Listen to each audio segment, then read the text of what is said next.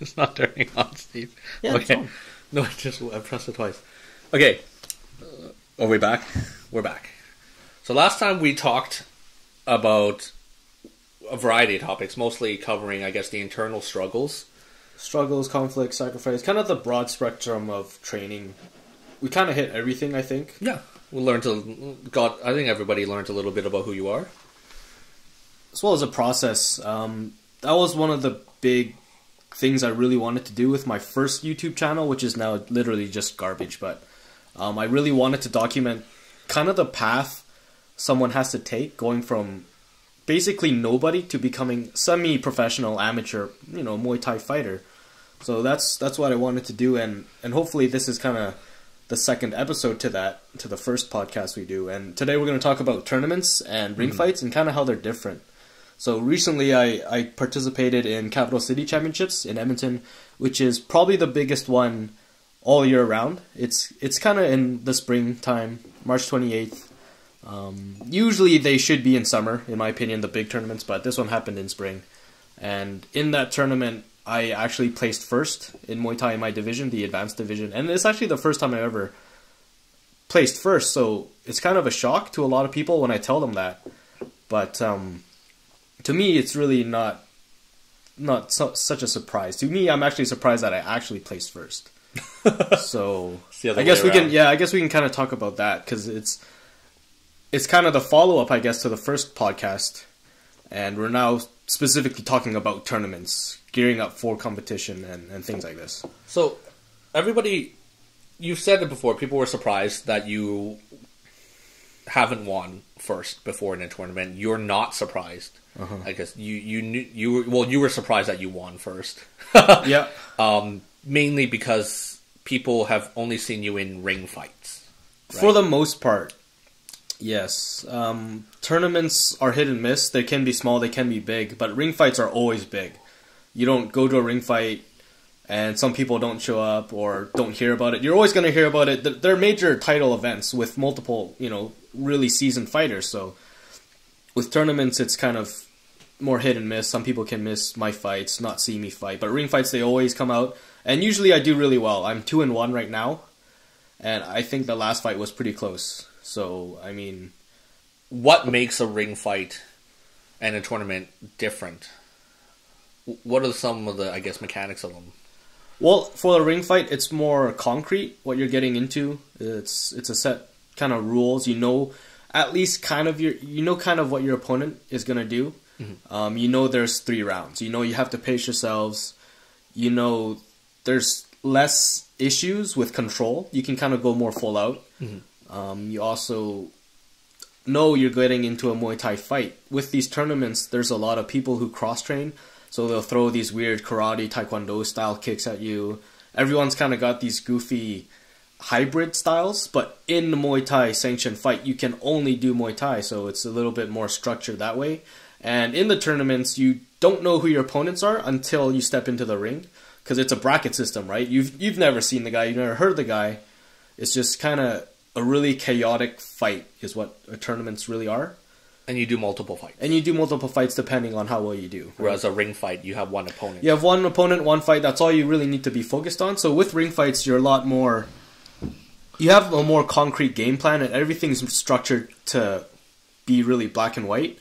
Whereas with tournaments, they can be chaotic, and there's a lot less control. So it's hard to prepare for something like that and adapt to it in a situation where it's a 1.5-minute round, and that's basically your life at the tournament, is if you do well in that first minute 30 or not. Because after one loss, you're out. So, Is there do they go by point system? I mean, contact-wise, it's different than in the ring. Yeah, for tournaments, they're generally points-based because there shouldn't be knockouts. They're geared toward beginners, right? Mm-hmm. So points-based, and again, it does depend on your refs, how they score it, because they're not sanctioned by the Boxing Commission or, the Muay Thai Commission, whatever. It can be more personalized to the judge how they see it, how the match went. Whereas in a ring fight, you have 3 officials. That's what they're called. They're officials, right? So they know what they're looking for. They're kind of scoring the bouts pretty evenly. It's more unanimous that way. Mm-hmm. So tournament are kind of more grassroots run than something like a ring fight? Yeah, but you have to have the tournament experience before you go in a ring fight, I'd say, because you have to be comfortable fighting in front of a crowd. You have to be comfortable being put on the spotlight, because when you're sparring in the gym, when you're doing stuff like that, everyone else is kind of sparring, and the attention's all over the place. But in a tournament, in kind of a more professional setting, everyone's kind of attention's on you. You're getting scored on your performance, right? Mm-hmm. If you're blocking, if you're getting hit, every little detail matters. Everyone's kind of picking on you almost. Every little detail, trying to look if you're perfect or not. You know, did this guy block? Did he move? How's his offense? Is his Muay Thai techniques clean and beautiful, or are they sloppy? And this guy needs to practice more, right? So everyone's really critical of you when you do perform in things like tournaments or ring fights. So in the last episode, we didn't really touch, I guess, particularly on the differences between tournament and a ring fights, but we did talk about your training regime and how you've recommended to the listeners or how to train, I guess. Particularly, is there a difference between training for a tournament and training for a ring fight then?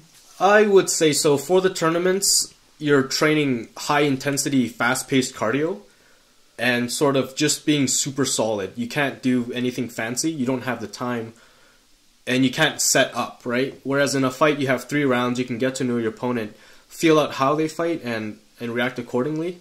So you can set it up. And if you know your opponent beforehand, you can train to defeat his style. I mean, a really classic thing boxers used to do was watch videos of their opponents and, okay, this guy likes throwing the overhand right. I'm gonna slip, throw the body shot. You know, like you have these, you can prepare, but for the tournament, you just have to be solid.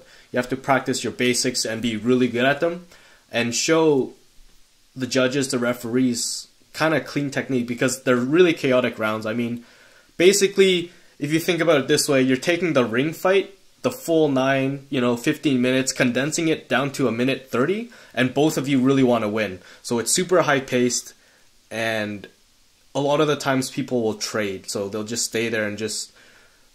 It kind of caters towards frequency as opposed to clean skill, because you don't have the time.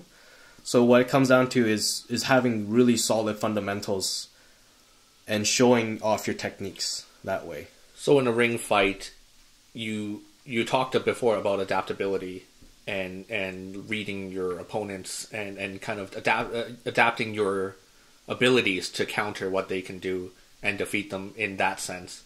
Whereas in a tournament setting, because you don't have as much of that opportunity, you have to have a very solid foundation. So you have to show what you've got more than anything, because that's also what the judges are looking at as well. Yes, it's just the basics. Can you hit your combos and not get hit back and control the ring? It's really basic. You don't have a lot of time, like I said. It just comes down to just basics. I mean, clean techniques. So practice your techniques. Make sure that all the kicks and everything that you've done is clean, and to show the judges, right, that you know what you're doing, and that they'll mark you accordingly. Yeah, on the interesting flip side, I've also am pretty involved in it. So I volunteered, corner judged, and head judged these types of tournament bouts, and it can be really tough because in the ring there's these 2 competitors and they're young. They're always young, or they're hungry because they're just starting out, right? They want to do well. They want to go farther in the tournament, and sometimes it can be really hard to score them. So it makes it a lot easier if one side, I don't want to say I'm pulling favors, but it's a lot easier if one guy has a more classical boxing strategy of stick and move, land my shots, get out, and it's a lot easier to pick out who won that exchange, who one has more points in that sense. So yeah, even from the judges' perspective, it just, if you can make it really clear cut that you won, then there should be no discussion as to how the bouts should go. That's good. That's a good thing to know then, in terms of training for a ring fight and training for a tournament. So let's talk about how you actually did in the tournament. You want to talk about, I guess, what you went through and how did you get to the final match, I guess? Yeah, this was a more interesting tournament because this time around I have already done a lot of swimming and more professional level breath holding. So I know for a lot of my previous tournaments, I think I was so caught up in the adrenaline rush of having a minute and a half round and all that I might have killed myself in that sense. Whereas with this tournament, I had so much previous training of just being calm. Because, I mean, when you're swimming, when you're breath holding, the whole idea is to stay relaxed. Because anytime you move or anytime your brain is thinking about crazy stuff, you're losing oxygen, you're kind of wasting energy. And anytime you waste energy, you're using up more oxygen. So I remember going into the first 2 matches of the fight before the final, I just kind of practiced my breathing methods of preparing for a really long breath hold for like a minute and a half, 2 minute breath hold, which I think is the same process you should have when you fight and spar, because basically what you're doing is you're loading your body up with oxygen, not just in your lungs, but that'll diffuse into your bloodstream, which diffuses into your muscle tissue. So it's not just your lungs. So before the 2 matches, I was super relaxed and my body felt kind of in optimum shape, which kind of helped manage the adrenaline, helped manage the super chaotic nature of tournament bouts. And that definitely, I think, helped push the gold this time around compared to the, I don't know, however many, 10, 11 tournaments I've done prior. So breathing technique, one of the keys to success this time around. Breathing technique, but also the mental aspect, because as you breathe, if you've ever been pissed off, if you've ever been upset, everyone will tell you, okay, just relax, take a couple deep breaths. And the reason is because when you take really deep breaths, you kind of consciously have to think about it. So by doing that, you kind of remove yourself from your body, whatever emotion, whatever environment you're in, to just focus on the breathing. Your body relaxes, you untense, these kinds of things. So yes, I on a performance level, my body was very ready for the fight. It sounds kind of goofy, but my body's ready. But mentally also, it kind of relaxes you without you knowing it, because you're focused on the breathing. You kind of tune the world out. And you're very internalized, right? Well, it slows your heart rate. Slows your heart rate, yeah. Right. It and definitely that forces your body almost to relax. Oh, for sure, yeah. So that's actually something not exclusively specific to tournaments. Yeah. You're gonna need that for the ring fight too, because you remember that's going the distance, the 3 rounds, the 5 rounds, and you definitely need to have that state of mind, right? Because you're going the distance in a ring fight. It's not just a quick thing, So definitely preparing for a tournament is beneficial to the ring fights, no matter what. I would say it's sort of like, I don't know if anyone here plays fighting games or online, games, but you're a lot better fighting different people and crazy, chaotic kind of situations than you are fighting the same person and getting good at fighting that one person over and over. Because it kind of helps account for all the weird X factors that could happen in a match. So by going into tournaments, you're kind of diving off the deep end and trying to experience every crazy thing that could possibly happen. Because people are going to be desperate for the win in a tournament, right? If they lose one, they're out. So everyone's going to it's pretty much balls to the wall. So having that experience can kind of ease the transition into a ring fight. You're kind of just giving yourself the experience of, in video games, oh, maybe this guy just uppercuts all the time, or he does crazy things, he doesn't even block this guy, You're kind of experiencing the full gamut of people and their personalities when they step into the ring for a tournament. And it's what you talked about in the last episode, where it helps with your adaptability, and the more you run into, the less chaos there will be, right? It's all about controlling the chaos then. It's, getting yourself ready. It's meeting as many different types of styles and people as possible, so that in the future, when you do run into it again, you don't get thrown off. Yeah, and remember that for these situations, you don't have much time to learn your opponent either. So if you don't fix your game plan, you're going to lose. Like, you only have a couple seconds to pick it up. Someone you've never faced before. So tournaments are really, really good for that. On your way up to the gold, right, your final match, how many did you do beforehand? How many fights? I think it was 2. So in total 3 for the tournament. And I think if you had 3 fights, it's about maybe 10, 12 person bracket. Sounds about right, I think. I'd say 3 fights, right? 2 and then finals. So it was a pretty big bracket. The thing, interestingly, about the tournaments is once you're done your fight, you can kind of watch the other person and kind of analyze them on the spot. So like I mentioned before with the videotapes and things, you're kind of getting live feedback of your potential opponent, right? Because you're watching every match as it unfolds. So it's kind of a cool thing, but also a bad thing, because remember that in a tournament, you potentially don't know how many fights you're going to do. So it's like you want to win, but you want to win barely or as minimally as possible, because you don't want to give away your secrets. You don't want to give away your trump cards or show off sort of your strengths, or maybe on the it's kind of a weird pacing with the tournaments, I find. Yeah, so if you're doing well, try not to do too well then, almost. Yeah, it's kind of a really controlled win. Well, when you have 3 fights in a match, you also don't need to, or you probably don't want to overexert yourself, right? You talked about breathing and getting yourself ready and prepared, and it is chaos. So there's got to be a sense of control, right, throughout the tournament, instead of just going balls to the wall, right, every single round. You're giving it all, but then you have no energy if you do win for the next 2 other fights, right? Exactly. Whereas somebody who is well versed in a tournament is most likely going to be more relaxed. So that's definitely a key feature, or one of the key reasons you like you mentioned before about winning this time round. So the final fight, what happened?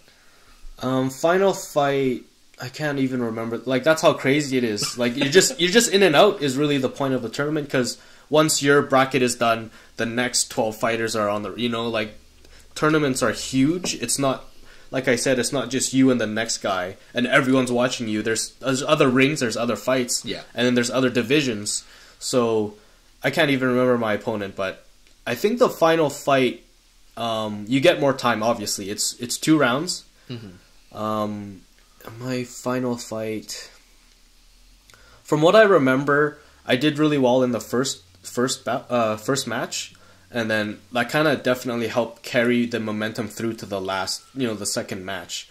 So I was really patient and did kind of my thing, nothing fancy. I paced it out, countered him. Played it really safe is what I want to say. I played a really safe first round and I still won. So then the second round, I had the momentum of that first round, and then I also could pick it up a bit, because now from the first round of fighting him, I had some experience, so I knew where his holes were, or what his panic button was. If I pressed him this way, does he squeeze out the sides? Does he fight back? Does he shell cover, right? So I think the first match I had was a lot tougher, because with the final fight, with that second round, you're kind of given some allowance to lose the first round, almost, and then change and plan for the second round, and then go from there. So I would say that I remember the final being not too bad, actually. So it was a pretty convincing win then, this whole tournament for you. I think so, yeah. And that's the crazy thing about it, is I don't even remember any of these 3 fights. It's like, that's how chaotic they are, because you're in, you're out, next match, right? And then if that person wins, they fight you again. So I can't even remember. But for the most part, I think once you can make it to the finals, you can breathe a little bit better, because you kind of know your placing first, second, or third, which isn't, necessarily the big takeaway, but you've kind of overcome all those other opponents, and you're kind of in the clear, in a sense, and you have the 2 matches. You have kind of a sense of relief, I guess. So that will definitely help you fight the last fight, is to have that safety net, I guess. Yeah. Almost. It's like, I might not win, but I've come pretty far, and from here we'll see where it goes. So that'll help calm the nerves, help bring the adrenaline back down. There's a relief that it's not over in the 1 minute. Exactly. Yeah. So, and you've talked about, I guess, momentum a few times now. I don't remember. I don't believe we covered momentum in the last podcast. Yeah. You want to talk a little bit about momentum? So momentum, momentum, I feel like this is pretty important. Yeah, momentum is really hard to actually capitalize on because again the rounds are so short and it's hard to condition your opponent with so little time. Whereas in a actual ring fight, if you're consistently applying the right offense or stopping them from doing a certain thing, it's a very different mentality than just it happening once, because it could be a freak accident in the tournament.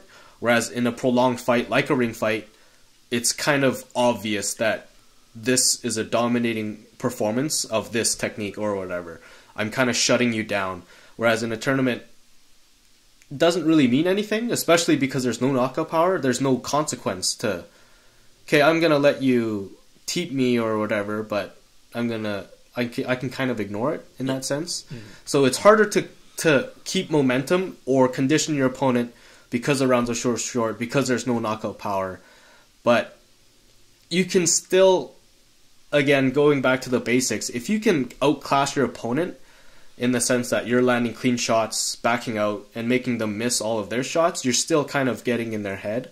And then, because it is a point-based tournament, what you can do is play the fighting game style of health lead. So if I'm up on points, I don't have to engage you, and I can hopefully make you come to me and maybe even capitalize on you coming in on me super hard to try to make up those points. So in that sense, yeah, it's almost like counting cards too. It's just kind of taking the calculated route. But in that sense, you're playing the point system, not applying a certain pressure or shutting down your opponent's game in a ring fight. You're kind of just counting points and, yeah, taking the health lead in a fighting game. It's a little different than the ring fights where your whole goal is to kind of knock them out, right? In a tournament setting, if you can land one or two very clean hits, you should have in the back of your mind, that I'm ahead in points, right? As long as they don't land anything clean on you, you should win this match, right? So that's another mindset that you have to think about that's different than a ring fight then. Yeah, because in a ring fight, you can always get knocked out regardless of how the bouts are scored, right? Yeah. So until everyone said this, until the bell rings, until the round's actually over, it's not ever over. Whereas, if there's 10 seconds left on the tournament match and you're literally dominate the whole round, you could probably let them hit you those 10 seconds and still win. So in that sense, yeah, you definitely... So in a tournament, it sounds like everybody goes crazy, but there is a sense of holding back, of control, of controlling a round or a match despite it only being a minute. That'll benefit you more than just going nuts then. Yeah, it's hard to do it in a tournament though, because it's almost like I'll liken it to a ring fight where if you hit me really hard, I want to hit you back. Mm-hmm. So in a tournament setting, if you go nuts, and even though you're throwing goofy techniques or you're not really showing Muay Thai properly, you've landed points and then those score against me. So now I'm like, well, that's not fair. He got 3 points, I got 1. My 1 was better, but I'm going to come back and do the same thing. So it's kind of like tit for tat. And it's hard to stay away from that mentality, because that's how you win, right? Mm-hmm. Is frequency and points. So a lot of the times, because you don't get knocked out as well, people will drop their hands and just swing for the fences, right? That's how you win. So it's almost like tournaments do, in a sense, cater to poor technique and poor Muay Thai in general, but go into it with the sort of mindset of just trying to put yourself in a weird, chaotic situation and trying to experience as many different styles as you can. So that's my advice if you're going into a tournament in the future. Coming up, for example, is Mind, Body, Soul. Try not to think too much about controlling the situation, as it is just putting yourself through the experience of it all. Mm-hmm. So don't worry about any outside factors at the point. Just kind of do well in that existing one. Yeah, and see if you can... One of the best things you can try to work on is your immediate reaction to something. So you've never fought these people before, or you know nothing about them. You don't know their style. Rounds are short. So see how fast you can pick up your opponent's game and sort of flip the switch and make their strengths, weaknesses, or capitalizing on their holes in their defense, stuff like that. That's kind of the big thing that I go for, is to put myself in that situation where I have to analyze, react, and engage properly my opponent. And you didn't go into tournaments being perfect at them, right? From the beginning. I mean, I've heard you did struggle with I've traditionally never done well in tournaments. In fact, the first one I went to, I almost got knocked out. So I've had, like I said, lots of tournaments under my belts.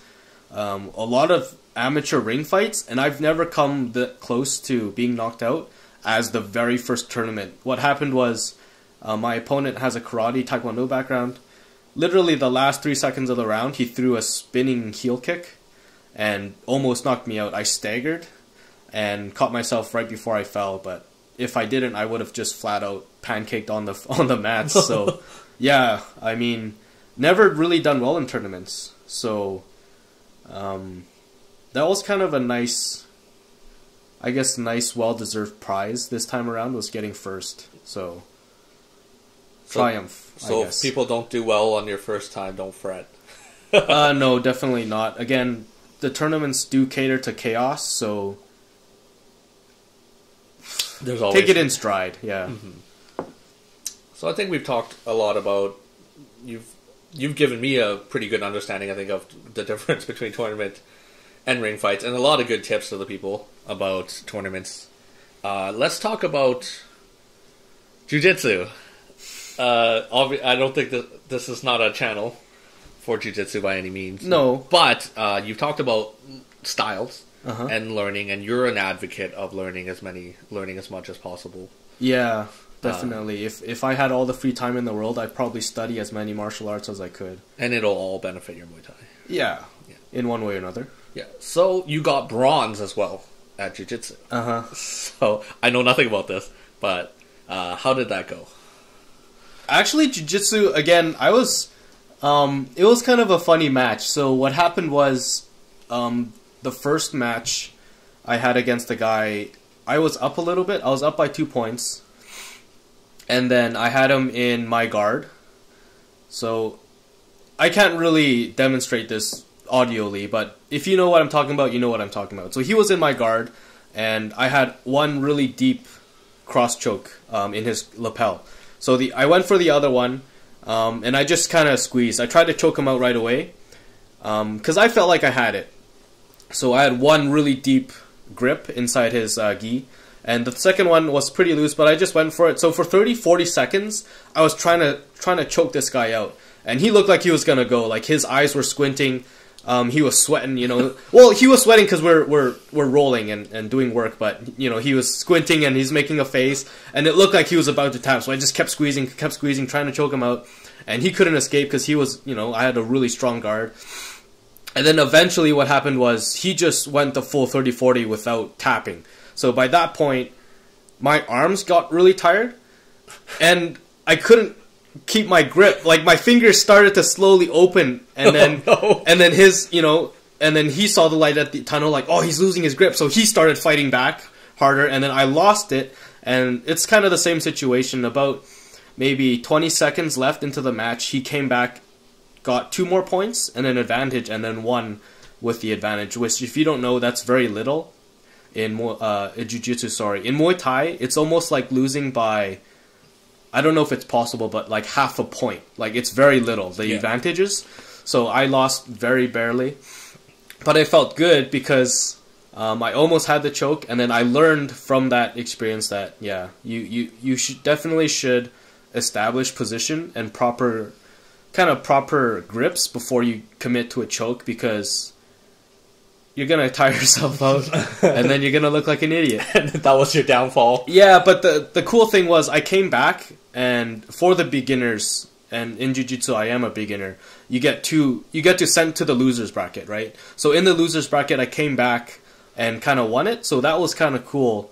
The second match, we were both really tired. Jiu-Jitsu is very tiring. A lot of grabbing and wrestling, so we were both super tired, but I eked out a win. I think again by advantage or points. Like these were very close rounds for jiu-jitsu, and I think something that's really cool is jiu-jitsu is a lot more controlled because you still get the 4 minutes, the 4-minute match. So even though it's one round, you still have a lot of time to play.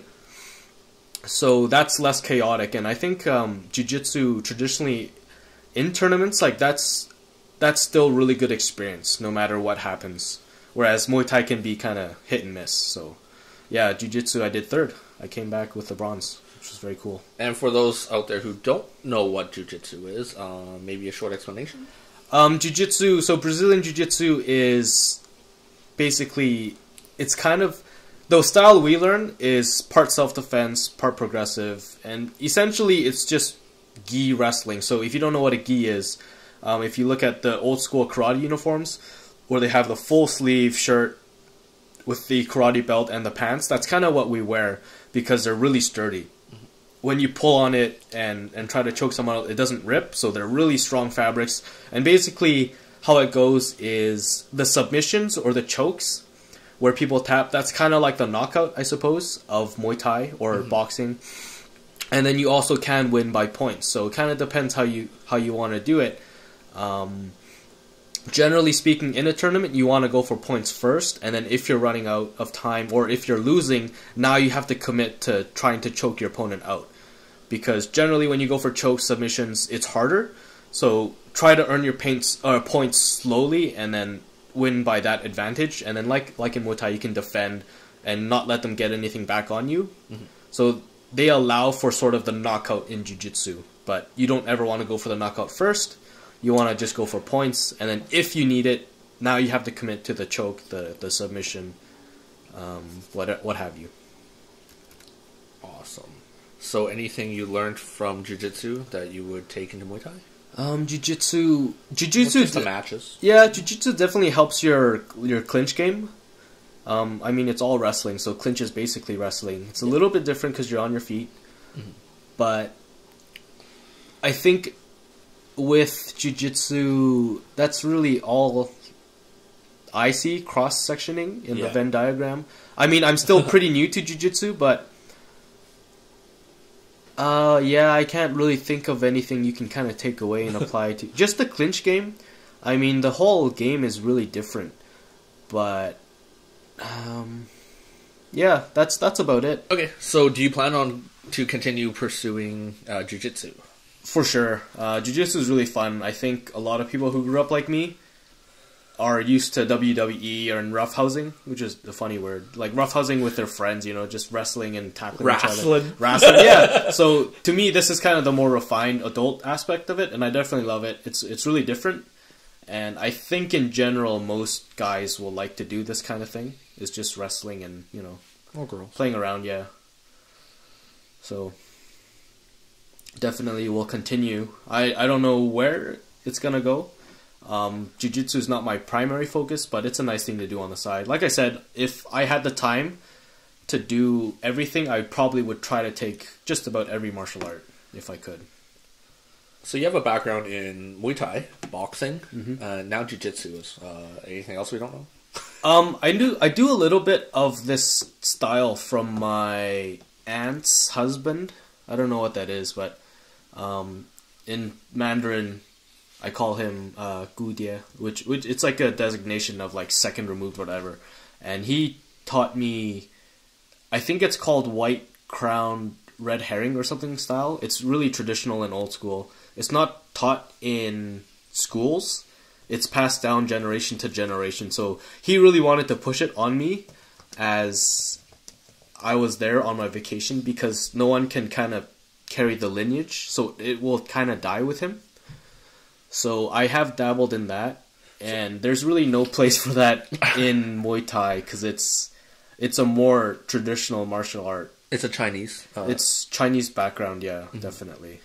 I think it's called red crowned white herring or something like that. It's basically infighting, and it shares ties with Baji Quan or Baji Chen, which is basically a weird fusion of Tai Chi and Yeah, just like it's a weird fusion of different things. But the basic concept of it is the closer you are to your opponent, the more damage you can do. So a lot of the strikes, a lot of the pushes, they come from having super solid foundation and then pushing your opponent away or disbalancing them. Stuff like that. That one pretty much doesn't even exist though. I mean, no one really knows about it. I don't really use anything from there. Until one day they can't move you. Well, I mean, for the infighting aspect of it, I just stick to boxing, right? If I'm close, I'll throw body shots, I'll shell, throw the uppercut. So that's kind of my infighting. Mm-hmm. This infighting for the Taiwanese style is more, I think, based on self-defense and the actual martial art aspect. So if you punch me, I'm going to step in close and stick one of my legs between, both of your legs, get a really solid foundation, push you with my shoulder, this kind of thing. So that really doesn't have any place in competition. But, yep, boxing, Jiu-Jitsu, Muay Thai, predominantly. How do you juggle, I guess, all of them then? Well, I guess that's kind of the cool aspect of how I got into all three of those is they kind of do different things for me. They tickle different parts of my brain. So Muay Thai is my main focus. That's kind of what I take seriously. Jiu-Jitsu, like I said, is kind of the fun wrestling. I still take it seriously, but it's more recreational. I don't plan to take this all the way amateur, professional, level. But if it happens, it happens. And then the boxing is kind of... It's always going to be there because that's my nostalgia. That's what got me into this thing, is the boxing and the movies that show the super romantic side of boxing and stuff like that. So they all do different things. So it's not hard to balance it because they all give back in a different way. So I always want to make the time for it because they give back. Yeah, they give back in different ways, right? I think that's it for this time. Next episode... what could we talk about, eh? Hope maybe people eventually will send in some requests if they want to hear about stories. Or anything else spectacular happens to you in the future, like you start winning more medals. Yeah, we'll see. Just stay tuned. It's always going to be interesting content. And again, it's all free. So head on over, check out the site, check out the videos on the YouTube page, check out the Facebook page as well. And we do this for you. For you.